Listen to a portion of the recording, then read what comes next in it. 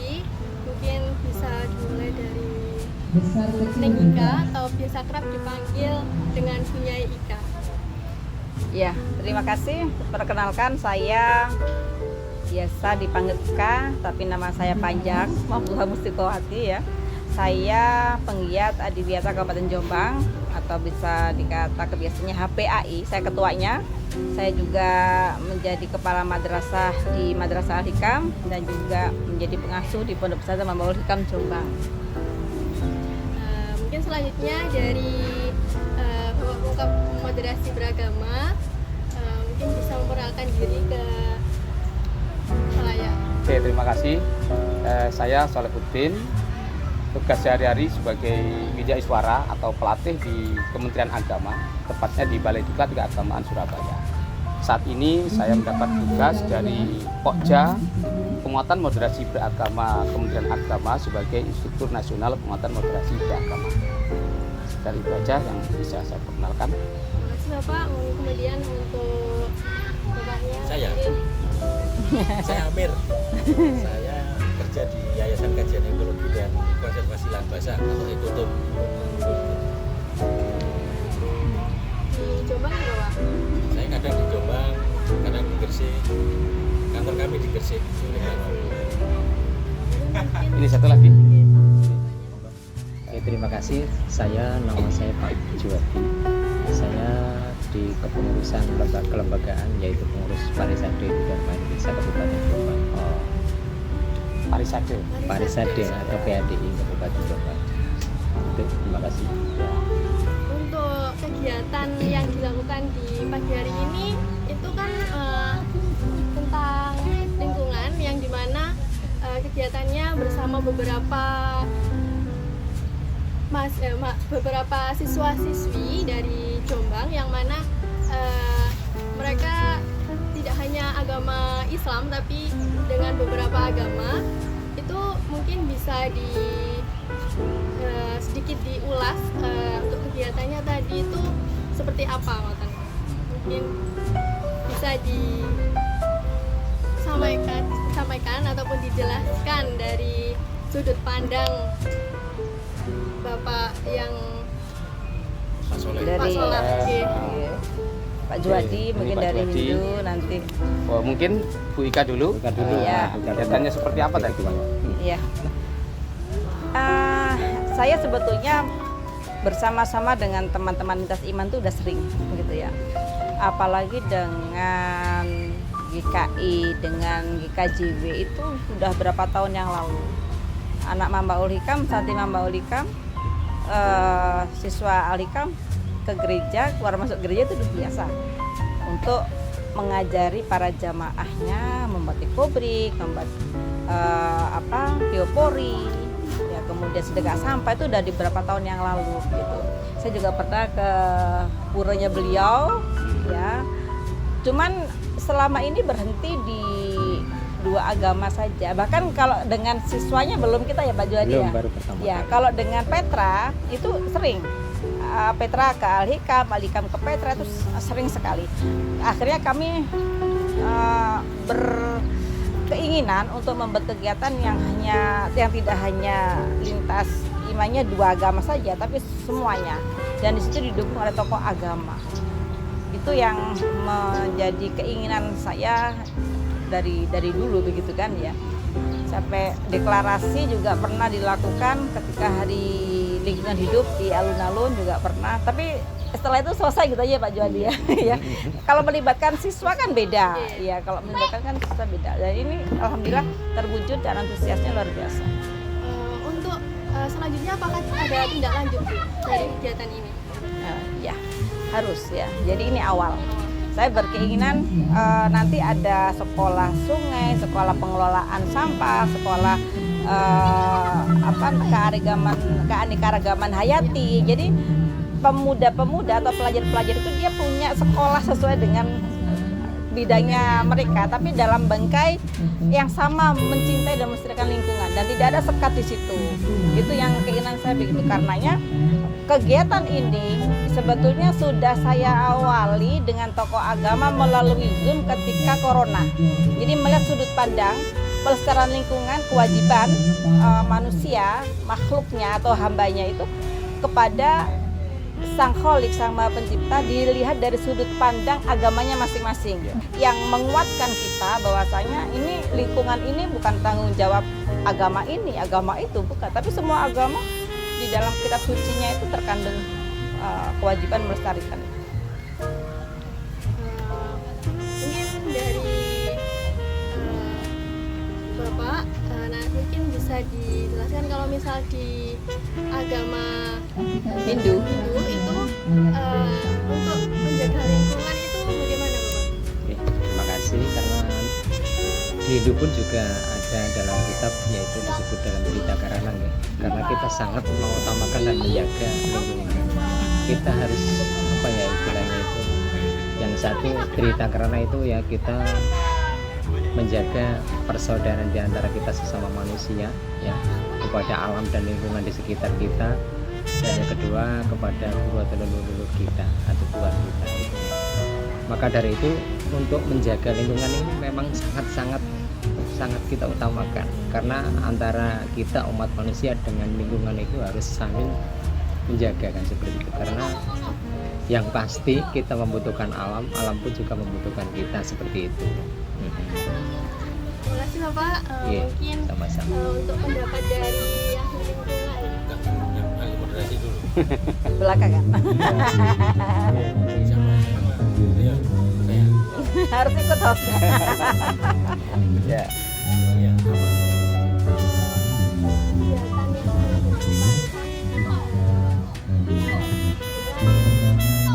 yang merupakan yang ahli di lingkungan.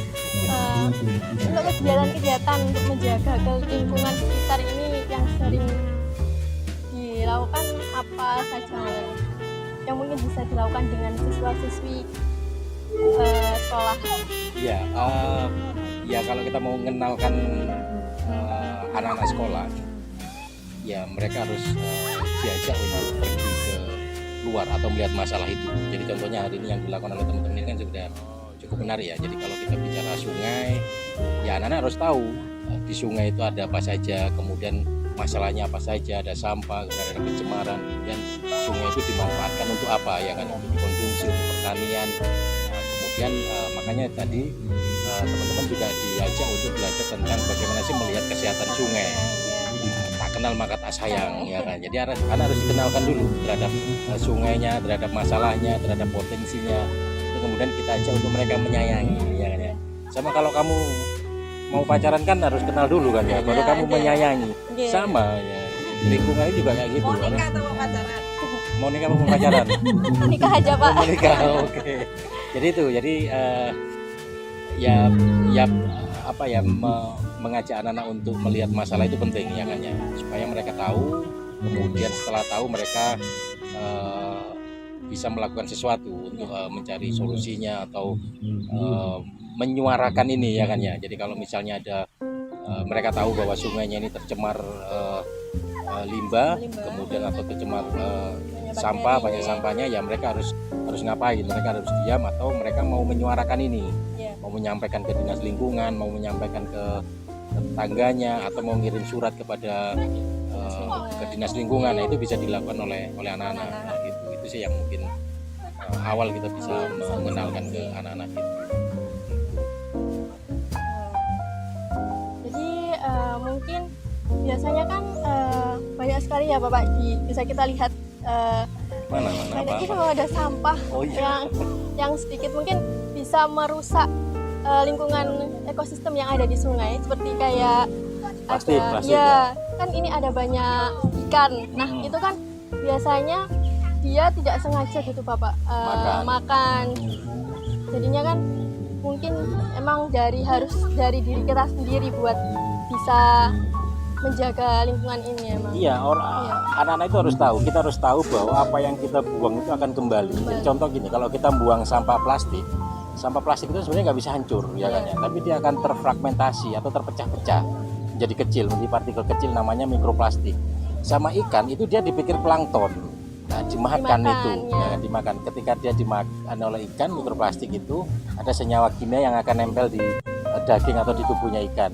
Nah, kemudian ketika ikan itu dikonsumsi di meja makan, itu Ya, akan balik lagi ke efeknya manusia. kita semua. Jadi apa yang kita buang itu sebenarnya akan kembali ke meja Kembali ke makan meja kita makan. dan akan kita makan. Dan makanya anak-anak harus tahu bahwa ketika mereka membuang sampah sembarangan, plastik akan lari ke sungai dan itu akan kembali ya kan, bahayanya ya.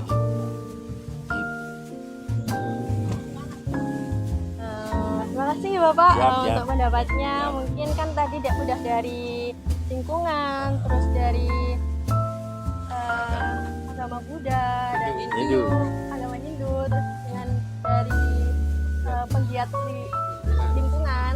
Kemudian mungkin bisa dari Bapak yang Soleh. Pak Soleh tentang moderasi beragama. Oke. Baik, terima kasih. Ini menarik ya. Tuhan itu kan menciptakan umat manusia dengan keberagaman.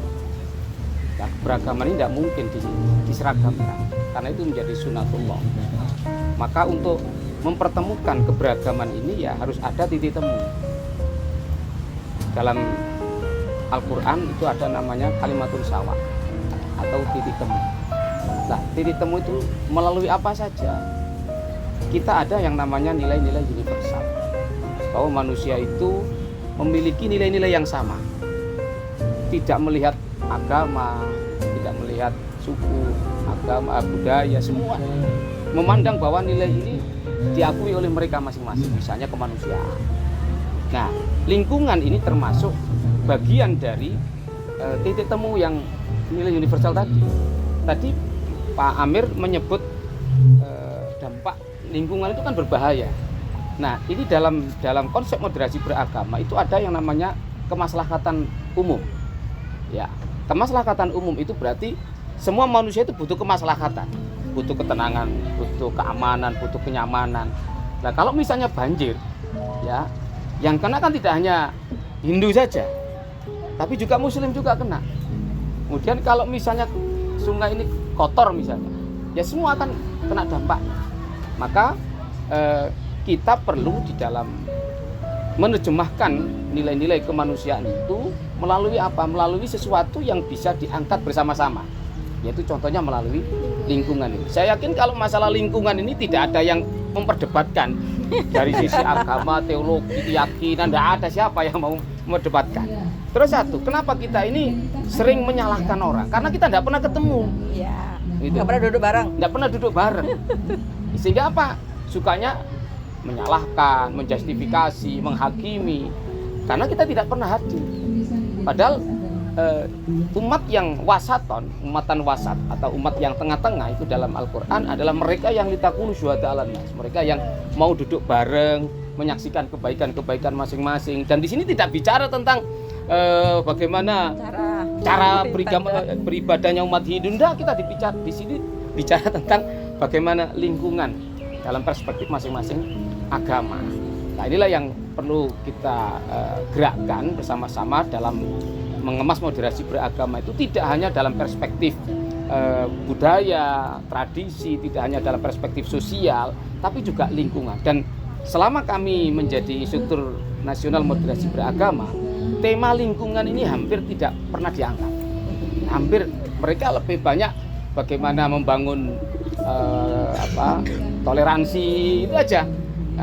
Toleransi antar umat beragama, hanya itu saja. Tapi bagaimana kita mengemas dalam perspektif lingkungan ini yang masih harus dilakukan.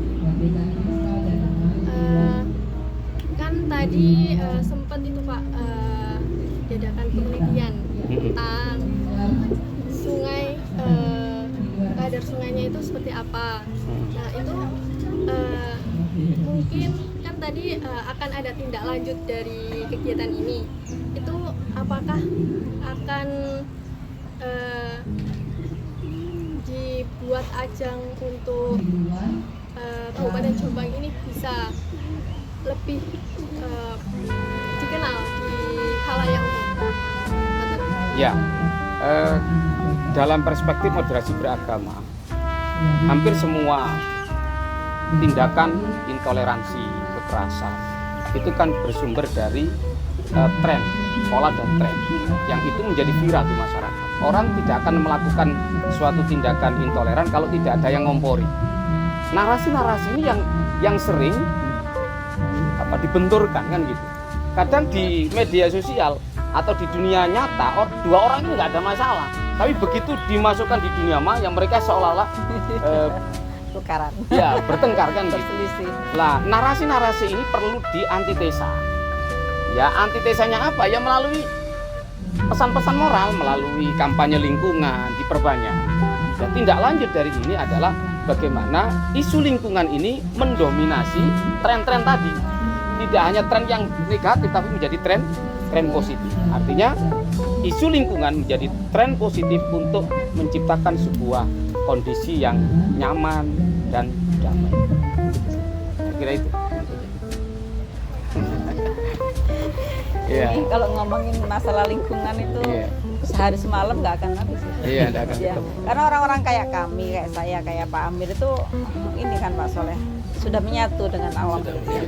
Jadi kalau buku saya tuh berkomunikasi dengan alam semesta itu kan kita tuh nggak tega. Kayak dia itu hidup gitu loh ya Pak Amir ya. Walaupun sebetulnya kalau kasat mata sih dia nggak teriak, dia nggak bisa mengeluh gitu. Tapi bagi kita ini yang penggiat lingkungan itu ngeliat sampah yang serak itu kayak bumi itu nangis gitu kan, tanah ini nangis. Kita ngeliat sungai yang sampahnya banyak itu kayak sungai itu sudah menangis. Itu kalau sudah levelnya kayak Pak Amir ini levelnya udah ini nggak tega gitu. Dan itu kan agama banget itu kan, An-Nadhafatu minal iman ya. Jadi nggak tega lah ini yang kita lihat di anak-anak kita remaja ini belum habit itu belum terbangun. Apalagi dengan permasalahan yang sekarang serba instan, ya makanan yang dijual di pasar nggak godong tuh kak payu mbak hari ini nggak laku. Lebih yang pakai plastik apa sebelah atau apa dan pakai plastik itu yang digemari anak-anak.